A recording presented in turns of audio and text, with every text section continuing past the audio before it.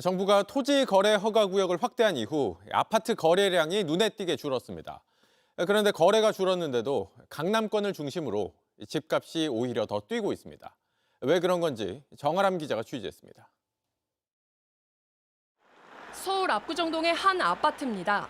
지난달 한강변 전용 면적 198.4제곱미터가 105억 원에 거래되며 최고가를 새로 썼습니다.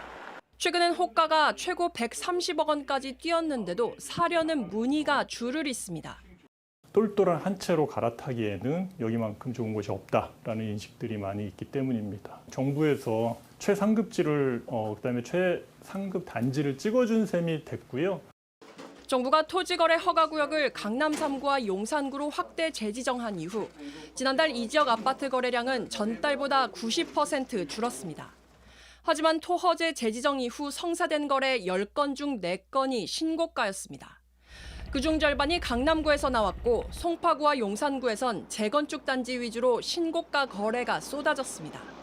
거래는 줄었지만 집값은 오히려 뛴 건데 대선 이후 다주택자에 대한 규제가 강화될 거란 우려도 똘똘한 한 채로 갈아타려는 수요를 자극했다는 분석입니다. 여러 가지 상황에서 다주택자가 불리한 상황으로 가다 보니까 오히려 강남 주요 지역 관심 지역은 그 아파트 가격이 천정부지로 오르는 거거든요. 강남권을 중심으로 한 오름세는 다른 지역으로 번지고 있습니다. 특히 정부가 토허제 추가 지정 가능성을 언급한 마포, 강동 등에서 이런 현상이 두드러졌습니다. 거래는 좋지만 금액은 조금씩 오르고 계속 오르고 있어요. 한두 달 사이에 한 1억에서 2억 정도 풍선 효과니 뭐니 이런 것처럼 이러자 매물을 회수하는 집주인도 많아졌습니다. 상승세다 보니까 매도자들이 이제 매물 철회를 하신다던가 반납을 하신다던가 정책 불확실성이 일부 지역에 대한 투자 심리를 자극한 가운데 상급지 수요는 여전해 집값 오름세는 당분간 지속될 거로 보입니다. JTBC 정아람입니다.